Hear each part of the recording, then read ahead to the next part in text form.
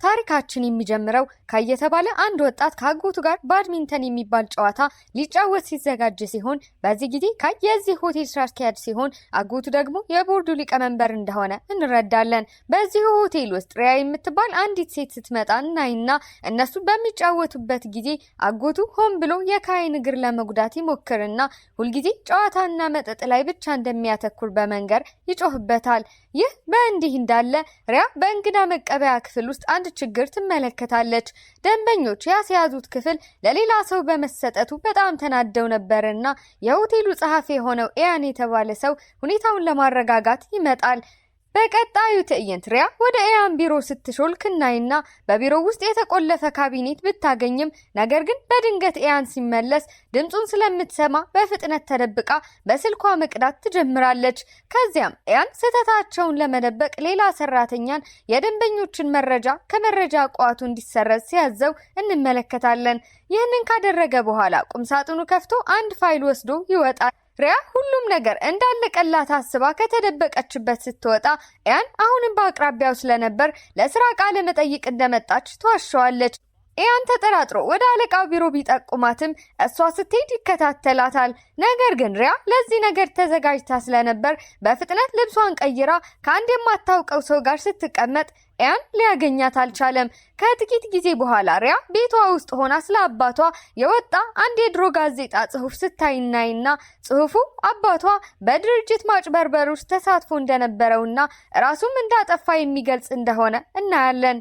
የካይ ቤተሰብ አባቷን እንዳጠመዱት ስለምታምን በሁሉም ላይ ለመበቀል ቃል ስትገባ ልክ በዚህ ጊዜ ካይ መጠጥ ቤት እንዳለ የሚገልጽ መልእክት ስለደረሳት እሱን ለመሰለል ወዲያውኑ ወደዚያው ታመራለች። ካይ ከቦታው ሊወጣ ሲል አንዲት ሴት ከሌላ ሰው ጋር ተመሳስሎባት ታቅፈውና የሴትየዋ ባል ይህንን ሲያይ በጣም ስለተናደደ ካይን በኃይል ይገፋውና ካይ ከሪያ ጋር ተጋጭቶ በእጇ የያዘችው መጠጥ ልብሷ ላይ ይፈሳል። ካይ በፍጥነት ሪያን ይቅርታ ጠይቋት እሷን ሲመለከት በድንገት አብረው ያሳለፉትን የድሮ ትውስታ ያስታውሳል። ሪያ የተናደደውን ባል ሁኔታውን እንዲያቆም ካረጋጋችው በኋላ ከካይ ጋር ጸጥ ያለ ጥግ ላይ ይቆሙና ካይ ተራራ ላይ ሰፍረው ፀሐይ መውጣቷን የተመለከቱበትን ጊዜ ታስታውስ እንደሆነ ቢጠይቃትም ሪያ ግን በውስጧ በያዘችው የበቀል ዓላማ የተነሳ እንደነዚህ አይነት የልጅነት የትርፍ ጊዜ ማሳለፊያዎችን እንደማታስታውስ ትነግረዋለች።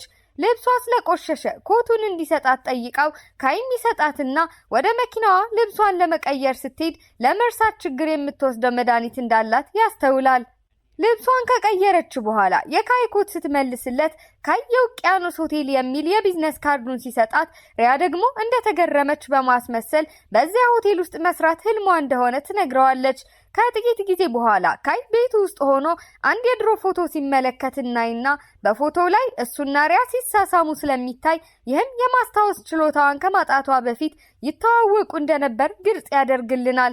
ከዚያም ለመጀመሪያ ጊዜ እንዴት እንደተገናኙ የሚያሳይ ትውስታ ስንመለከት ሁለቱም ተራራ ላይ በእግር ሲጓዙ ሪያ ድምጽ ሰምታ የዱር አውሬ መስሏት ዱላ ብትይዝም ነገር ግን ሰውየው ካይ ነበር።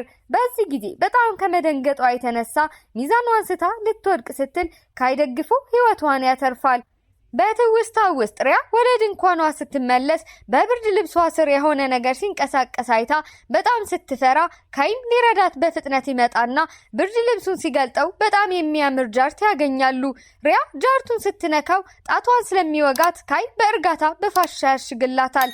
ሲነጋገሩም አንድ ኮሌጅ እንደተማሩ ተረድተው በፍጥነት ጓደኛሞች ሲሆኑ በዚያች ምሽትም አብረው ተወርዋሪ ኮከቦችን ለማየት ይወስናሉ። ወደ አሁኑ ጊዜ ስንመለስ ሪያ የካይን የቢዝነስ ካርድ በቁርጠኝነት ስሜት ተሞልታ ስትመለከት እናያለን። ከዛም ሌላ ትውስታ ስንመለከት በካምፕ ላይ ሳሉ ሪያ አባቷ ችግር ውስጥ እንደሆነ የሚነግር የስልክ ጥሪ ደርሷት በፍጥነት ወደ አንድ ረጅም ህንጻ ስትሄድ እናይና ልክ እንደደረሰችም አባቷ ከህንጻው ላይ ሲዘል ስታይ በጣም ትደነግጣለች። ቀና ስትል ደግሞ ካይ በዛው ጣሪያ ላይ ቆሞ ስታይ ድንጋጤዋ ሲጨምር በጣም ከመደንገጧ የተነሳ ሪያ ራሷን ትስታለች። ሆስፒታል ውስጥ ስትነቃም አንድ ዶክተር በደረሰባት የስሜት ቀውስ ምክንያት የመርሳት ችግር እንዳጋጠማት ሲያስረዳት እናም ከዛን ቀን ጀምሮ ለአባቷ ሞት ተጠያቂው ካይ እንደሆነ ስለምታምን በቀሏን ማቀድ እንደጀመረች እንረዳለን። በአሁኑ ሰዓት ካይ ቤት ውስጥ ከተራራው ላይ ካገኘው ጃርት ጋር ሆኖ በድንገት እግሩ ላይ ከባድ ህመም ሲሰማው በዚህ ጊዜ እግሩ ሰው ሰራሽ እንደሆነ እናያለን። በማግስቱ በሆቴል ውስጥ ሪያ የቀዳችው የኢያን ቪዲዮ በትልቅ ማሳያ ላይ ለሁሉም ሰው ታይቶ ኢያን የውሸት ክፍል ማስያዣዎችን እንዲመዘገቡ ማዘዙ ሲታወቅ ወዲያውኑ ከስራ ይባረራል። በእቅዷ መሰረት ነገሮች እየሄዱላት በመሆኑ ተደስታም ሪያ ብዙ ሳትቆይ በውቅያኖስ ሆቴል ውስጥ ስራ ተቀጥራ የካይ አዲሷ ጊዜያዊ ረዳት ትሆናለች። ካይ ኢያንን ያጋለጠችው እሷ መሆኗን ቢያውቅና ስለ ጉዳዩ ቢጠይቃት ሪያ ግን በሆቴል ውስጥ ማንም መጥፎ ነገር እንዲሰራ እንደማትፈቅድ ብቻ ትነግረዋለች። ካይ ጄ የተባለ ረዳቱን የሪያን የኋላ ታሪክ እንዲያጣራ ሲጠይቀው እሷ ስትሰራ ሲመለከታት ተራራ ላይ ያሳለፉትን ጊዜ በማስታወስ ምግቡ እንደማይበላሽ ለማድረግ ወይን እንዴት እንደጨመረችበት ያስብና ጄ ከመረጃ ጋር ይመለሳል። ለካይ ሪያ ከ2 ዓመት በፊት ሆስፒታል እንደገባች ቢነግረውም ነገር ግን ምክንያቱ አይታወቅም። በዚያ ምሽት ካይ ሪያን በልዩ ሬስቶራንት ውስጥ እራት ጋብዞ ልክ በካምፕ ላይ እንዳደረጉት አንድ ሳህል ኑድን ብቻ ሲያዝ ይህም የማስታወስ ችሎታዋን ለመፈተን እንደሆነ እንረዳለን። ከዛም በቾፕስቲክ ተጫውቶ እጇን 2 ጊዜ ሲመታት ለሶስተኛ ጊዜ ሊመታት ሲል ግን ሪያ ጨዋታውን ስለምታስታውሰው ስታስቆመው ከዚያም ልክ እሱ ተራራው ላይ እንዳደረገው እሷም በንዱሉ ላይ ወይን ትጨምርበታለች። ሪያ እሷን ለማስታወስ እየሞከረ መሆኑን ስትረዳ እንዳትያዝ በፍጥነት ወሬውን ትቀይረዋለች። በዚያው ቅጽበት ሉካ ከሚባል ጠበቃ ጓደኛዋ ስልክ ተደውሎላት ጥሪውን እንደ ምክንያት ተጠቅማ ከሬስቶራንቱ ስትወጣ ከዚያም ሪያ ከሉካ ጋር ተገናኝታ የበቀል እቅዷ በጣም አደገኛ እንደሆነ ያስጠነቅቃታል። ይህ በእንዲህ እንዳለ ካይ ቤቱ ውስጥ ባለ አንድ ሚስጥራዊ ክፍል ውስጥ የግድግዳ ላይ መውጣት ልምምድ ሲሰራ እናይና ነገር ግን በሰው ሰራሽ እግሩ ምክንያት እየተቸገረ ይወድቃል። ሬክስ የተባለው አጎቱ በድንገት መጥቶ ቤቱን በተጠራጣሪ ሁኔታ ሲፈትሽ ልክ በዚያ ጊዜ ሪያ ካይ እንዲፈርምላቸው ሰነዶችን ይዛ የቤቱን ደወል ትደውላለች።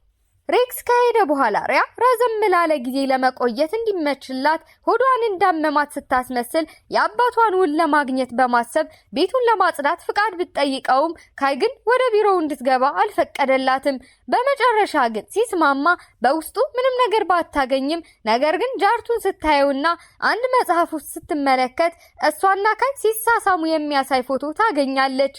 ልክ ፎቶውን እንደያዘችም ካይ ወደ ክፍሉ ይገባል። በጣም የተናደደችው ሪያ የማስታወስ ችሎታዋን መጥፋት ለራሱ ጥቅም እንደተጠቀመበት በመንገር ከሳው ህመሟን በፍጹም ሊረዳው እንደማይችል ስትነግረው አይኖቿ በእንባ ተሞልተው ከቤት ስትሮጥ እናያለን። ከዛም ተራራ ላይ ያሳለፉትን ጊዜ የሚያሳይ ትውስታ ስናይ ካይ ጊዜን እንዴት ማቆም እንደሚቻል ማወቅ ትፈልጊያለሽ ብሎ ከጠየቃት በኋላ ወደ እሷ ጠጋ ብሎ ሲስማትና ያንን ቅጽበት በፎቶ ሲያነሳው እንመለከታለን። በአሁኑ ጊዜ ሪያ ከሉካ ስልክ ተደውሎላት ሉካ በአእምሮ ሕክምና ሆስፒታል ውስጥ የምትገኘውን የሪያን ታላቅ እህት ሊናን እንደሚንከባከባት እንረዳለን። በማግስቱ ሪያ በስራ ቦታዋ ሁሉም የድርጅቱ ዋና ውሎች በአንድ ጥብቅ ክፍል ውስጥ እንደሚቀመጡ ስትረዳ ወደዚያ ክፍል መግባት እንዳለባት ታውቃለች። በብላት በስራ ባልደረባዋ ላይ ሻይ ከደፋች በኋላ የመታወቂያ ካርዷን ሰርቃ ወደ ክፍሉ ስትገባ በውስጧም የአባቷ የሞት ጊዜ የነበረውን ውል ብታገኝም ነገር ግን ፊርማው የካይ ቤተሰብ አልነበረም። በድንገት አንድ ሰው ሲመጣ ስትሰማ የመጣው የሬክስ ረዳት ስለነበር ሪያ በፍጥነት ረጅም ካቢኔት ላይ ወጥታ ትደበቃለች። ረዳቱ ክፍሉን ቢፈትሽም ማንንም ባለማግኘቱ በኋላም ሪያ በመዝገብ ቤት ውስጥ ስትሰልል እንደነበር ለሬክስ ሲነግረው ሬክስ በጣም ይጠራጠራታል። ከጥቂት ጊዜ በኋላ ካይ ከሉካ ጋር ተገናኝቶ ስለ አባቱ የሞት ቀን ሲጠይቀው ሉካ ከካይ አባት ጋር ለንግድ ስምምነት ሊገናኝ ስለነበር ነገር ግን በጣም እንደረፈደበት ይነግረዋል። ይህ በእንዲህ እንዳለ ሪያ ወደ ቤቷ ስትሄድ አንድ ሰው እየተከተላት እንደሆነ ስለተሰማት በጣም ፈርታ በፍጥነት ወደ ውስጥ ስትገባ በዚያ ምሽት ካይ በሯ ላይ ይታይና ቀሚስና ዊግ ይዞ ብቅ ይላል። ይህም ከፖድካስቱ እሷ እንደነበረች እንደሚያውቅ ሲያሳይ እንደገና ከተገናኙበት የመጀመሪያው ቀን ጀምሮ እንዳወቃትና የመርሳት ችግሯን እንደሚያውቅ ይናዘዛል። እውነቱን ትናገር እንደሆነ ለማወቅ ብቻ ሲፈትናት እንደነበር ነግሯት ከዚያም እንደገና ጓደኛሞች መሆን ይችሉ እንደሆነ ቢጠይቃትም ሪያ ብትስማማም እውነተኛ እቅዷን ከሱ እንደደበቀች እንረዳለን። በቀጣዩ ቀን ሪያ ካይ የሰጣትን ቀሚስ ለብሳ ወደ ስራ ስትሄድ ይህ ደግሞ በካይ ላይ ፍቅር ያላት ኪራ የምትባል የካይ ጓደኛን በጣም ያስቀናታል። በኋላ ላይ ሪያ የገበያ ጥናት እያደረገች በአንድ የሆቴል ክፍል ውስጥ ሲያገኛት ሪያ ለአንድ አስፈላጊ ድግስ ግብዣ ለማግኘት ካይን ለማስከር ብትሞክርም ነገር ግን እቅዷ ይከሽፋል። በማግስቱ ኪራ ሪያን ከስራ ስታባረራት፣ ነገር ግን ይህ ሪያን ከአደገኛው አጎቱ ሬክስ ለመጠበቅ ካይ በድብቅ ያቀደው እቅድ ነበር። ሆኖም ግን ሬክስ ጣልቃ ገብቶ ሪያን ወደሱ ክፍል ሲያዛውራት እቅዱ ይከሽፋል። ካይ ረዳቱ ጄይ ላይ ሬክስን በአባቱ ሞት እንደሚጠረጥረው ነግሮት አባቱ በሞተበት ቀን የአባቱ አክሲዮኖች በሚስጥራዊ ሁኔታ ወደ ሬክስ እንደተላለፉ ያስረዳል። ከዛም ሬክስ ሆስፒታል ውስጥ ከታመመው የካይ አባት ጋር ሆኖ የውሸት ፊርማ እንዲፈረም ሲያስገድደው እናይና በመቀጠልም የኦክስጅን ማስኩን በማንሳት ሲገድለው እንመለከታለን። በአሁኑ ጊዜ ሪያ ከሉካ ጋር ወደ አንድ ድግስ ስትሄድ ካይና ሬክስም እዛው ነበሩ። ሪያ በድብቅ ሬክስን ትከተለውና ስለ ወንጀሎቹ ሲያወራ ስታዳምጠው፣ ነገር ግን ስልኳ ሲጠራ ስለሰማት እየሮጠች ስትሸሽ ጫማዋን ጥላ ትሄዳለች። ካይ ጫማውን አግኝቶ በእርጋታ እግሯ ላይ አድርጎላት እሷን ለመጠበቅ ከትልቅ መጋረጃ ጀርባ ሲጎታት መጋረጃው ሲከፈት ካይ ሪያን እየሳማት ነበርና ለሁሉም ሰው የሴት ጓደኛው መሆኗን ያውጃል። በቤቱ ውስጥ ካይ በመጨረሻ ሁሉንም ነገር ለሪያ ነግሯት እውነተኛ ማንነቷንና የበቀል እቅዷን እንደሚያውቅ ይገልጽላታል።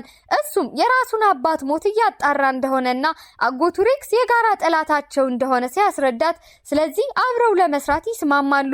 ከዚህ ቀን ጀምሮ ሬክስን ለማታለል እውነተኛ ፍቅረኛሞች መስለው መኖር ሲኖርባቸው፣ በማግስቱ ካይ ለሬክስ ሪያ ጸሐፊው ኢያንን ያጋለጠችው እድገት ለማግኘት እንደሆነና ሬክስም እንዳመነ ያስመስላል። በኋላም ሬክስ ምሳ ላይ ሲቀላቀላቸው ካይና ሪያ ሁለቱም የሚጠሉትን ቅመም የበዛበት ምግብ እየተጎራረሱ አፍቃሪ ጥንዶች መስለው ይተውናሉ።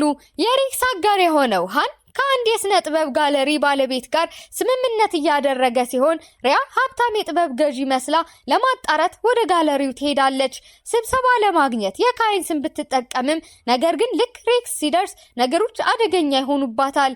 ካይ ከቦታው ደርሶ እሷን ሊያገኛት እንደመጣ በማስመሰል ሁኔታውን ሲያድነው ከ10 ሚሊዮን በላይ ዋጋ ያላቸው ስዕሎች የሚገዛ መስሎ ለመተወን ይገደዳል። ነገር ግን ሬክስ አሁንም ስለተጠራጠረ ሪያ የትኛውን ስዕል እንደምትመርጥ በመጠየቅ ካይን ሲፈትነው ካይ ተራራ ላይ ያሳለፉትን ጊዜ በማስታወስ የፀሐይ መውጫ ስዕሉን በትክክል ይመርጣል። በኋላም የጋለሪው ባለቤት ለካይ ይደውልለትና ከካይ ጋር በመተባበር ለሬክስ ወጥመድ እያዘጋጁ እንደሆነ እንረዳለን። በዚያ ምሽት የሬክስ የድሮ ጸሐፊ ኢያን የቀዳችውን የድምፅ ቅጂ ፍለጋ የሪያን ቤት ሰብሮ ሲገባ ሪያ ከእሱ ጋር ትጋፈጥና ሲጣሉ ካይ በሰዓቱ ደርሶ ያድናታል። በጣም የፈራው ኢያን እርዳታ ፍለጋ ወደ ሬክስ ቢሮጥም ሬክስ ካልረዳ ወንጀሎች እንደሚያጋልጥበት ያስፈራራዋል። በምላሹ ሬክስ ኢያንን ለመግደል በመኪናው ላይ አደጋ እንዲደርስበት ቢያደርግም ነገር ግን ካይ ይህንን አስቀድሞ ስለገመተ ረዳቱ ጄይ ኢያንን እንዲከታተለውና እንዲያድነው አድርጎ ነበር። አሁን ኢያን ሙሉ በሙሉ የካይ ወገን ሲሆን ለአባቱ ሞት ቁልፍ ምስክር ስለነበርና ስፓይደር ተብሎ ስለሚታወቀው የመስኮት አጽጂ ለካይ ይነግረዋል። ካይ ሪያን ወደ ሚስጥራዊ የግድግዳ መውጫ ክፍል ወስዷት ሬክስን ለማሸነፍ ስላለው እቅድና ስለ ሰው ሰራሽ እግሩ ሁሉንም ነገር ይነግራታል። ከብዙ ዓመታት በፊት በጅብዱ ጉዞ ላይ በደረሰበት አደጋ እንደተጎዳ ሲያስረዳት፣ ከዚያም በእርጋታ ጸጉሯን ያደርቅላትና የፍቅር ጊዜ ያሳልፋሉ። ሊሳሳሙ ሲሉ ጄይ ስለ ስፓይደር መረጃ እንዳገኘ በመንገር ሲያቋርጣቸው ካይና ሪያ ለሆቴሉ በቢዝነስ ጉዞ ይሄዳሉ። የሬክስ ተባባሪ ሃን እውነተኛ ጥንዶች መሆናቸውን ለማወቅ በማሰብ የጫጉላ ሽርሽር ክፍል ሲያስይዝላቸው፣ ስለዚህ አልጋውን ማን እንደሚያገኝ ለመወሰን ጨዋታ እየተጫወቱ በፍቅር እንደተያዙ ያስመስላሉ። ካይ ሪያ አልጋውን እንድታሸንፍ ፈቅዶላት የአባቱ የነበረውን ልዩ እስክርቢቶ ሰጥቷት ማስታወሻ እንድትጽፍ ሲጠይቃት፣ ከዚያም ጣሪያ ላይ ከዋክብትን የሚያሳይ መብራት አብርቶ በሮማንቲክ ብርሃን ውስጥ የመጀመሪያ መሳሳማቸውን ታስታውስ እንደሆነ ይጠይቃታል። ተጠጋግተው እንደገና ሲሳሳሙ ሪያ በጣም ስለደነገጠች ከሁኔታው ለማምለጥ ጥርሷን እንዳመማት ታስመስላለች። በማግስቱ በሆቴሉ ዝግጅት ላይ ኒዮ የተባለ ሙዚቀኛ ካይና ሪያ ተራራ ላይ አብረው የሰሙትን ዘፈን ሲዘፍን የሪያ ጥርስ በእርግጥም በጣም ያማት ይጀምራል። ካይ መድኃኒቷን ሊፈልግ ሲሄድ ሉካ ብቅ ብሎ ከጀርመን ያመጣላትን ልዩ መድኃኒት ይሰጣታል። ሉካና ካይ ስለ ሪያ ሲጨቃጨቁ ይህ በእንዲህ እንዳለ ሬክስ እና ሃን የሆቴሉን ስም ለማጥፋት እቅድ ያወጣሉ። ሪያ ለአንድ አስፈላጊ እንግዳ የምታዘጋጀውን መጠጥ ለመመረዝ አቅደው በአንድ ሳህን አረንጓዴ ሎሚ ላይ መርዝ ያስቀምጣሉ። በድግሱ ላይ ኒዮ ከመርዛማ ሎሚዎች አንዱ አንስቶ የጊታር መምቻውን ቢያጸዳበትም ነገር ግን ሪያ መጠጡን ስታዘጋጅ ሌላ ደህንነቱ የተጠበቀ ቢጫ ሎሚ ትጠቀማለች። ከጥቂት ደቂቃዎች በኋላ ኒዮ በድንገት ሲወድቅ ሁሉም ሰው ወዲያውኑ የሪያን ኮክቴል ይወቅሳል። ይህ ወጥመድ መሆኑን የተረዳችው ሪያ ኒዮ አረንጓዴ ሎሚ እንደነካ በማስታወስ ወደ ኩሽና ስትሮጥ በዚያ ሁሉም አረንጓዴ ሎሚዎች እንደጠፉ ትመለከታለች። ሃን ከሳጥን ጋር ሲወጣ አይታው ትከተለውና ለካይ ደውላ ሃን መርዘኛው እንደሆነ ስትነግረው ሃን እየተከተሉት መሆኑን ሲያውቅ ሪያን መጥቶ ራሷን እንድትስት ሲያደርጋትና በአንድ የድሮ የኬሚካል ፋብሪካ ውስጥ ይቆልፍባታል። ካይ እሷን ለማግኘት ሲደርስ ሃን እሱንም ውስጥ ይቆልፍበታል። ፋብሪካው በመርዛማ ኬሚካሎች የተሞላ ስለነበር በፍጥነት መውጣት ይኖርባቸዋል። ካይ አንድ ከፍ ያለ መስኮት አይቶ ለመድረስ ዝገት የያዘውን ቱቦ መውጣት ሲጀምር ነገር ግን ጫናው ለሰው ሰራሽ እግሩ በጣም ስለበዛበት ክፉኛ መድማት ቢጀምርም ነገር ግን ተስፋ አልቆረጠም። መስኮቱ ጋር ደርሶ መስታወቱን ይሰብርና ገመድ ተጠቅሞ ሪያን ወደ ደህንነት ሲጎታት በፍጥነት ወደ ሆስፒታል ይሄዳሉ። ካይ ሕክምና ሲደረግለት አንድ ዶክተር ለሪያ ስለ አሮጌው የእግር ጉዳቱ ይነግራታል። ዶክተሩ ካይ ከ2 ዓመት በፊት የአንድን ሰው ህይወት ለማትረፍ ሲሞክር ክፉኛ እንደተጎዳ ያስረዳትና ሪያ በድንጋጤ ታዳምጣለች። ዶክተሩ ካይ ለማዳን የሞከረው ሰው ከህንፃ ላይ እንደወደቀ ሲያስረዳት ሪያ ካይ እግሩን ያጣው አባቷን ለማዳን ሲሞክር እንደሆነ አሰቃቂውን እውነት ትረዳለች። በጥፋተኝነት ስሜትና በፍቅር ተውጣ ስታለቅስ ይህ በእንዲህ እንዳለ ሉካ የካይን ስልክ በፋብሪካው ውስጥ ያገኘዋል። በአንድ ትልቅ ስብሰባ ላይ የሬክስ ቡድን በመመረዙ ክስተት ሪያን ሲወቅሷት በድንገት ካይና ሪያ ገብተው ሲመጡ የኒዮ የጊታር መምቻ ከሎሚው መርዝ የተነሳ ወደ ጥቁር መቀየሩን ያቀርባሉ።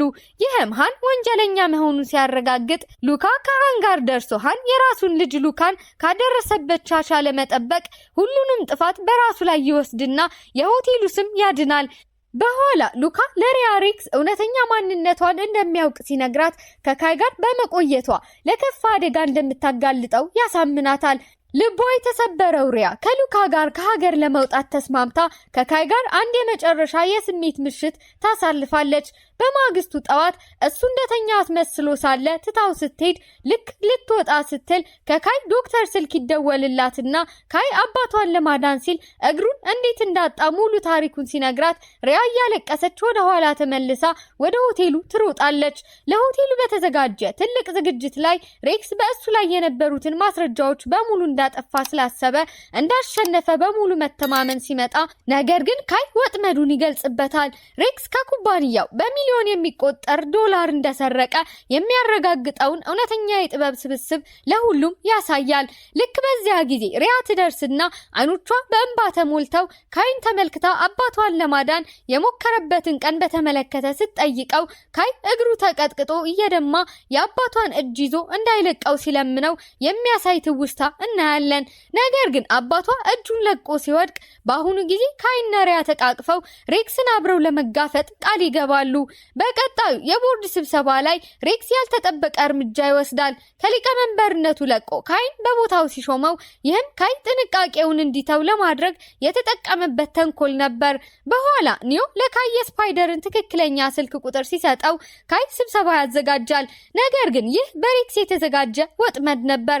የሚመጣው ሰው ካይን ለማጥቃት የተላከ አስመሳዩ ሲሆን ነገር ግን ካይ አንድ እርምጃ ቀድሞ ስለነበር ወጥመድ መሆኑን አውቆ የራሱን ሰዎች አዘጋጅቶ ነበር።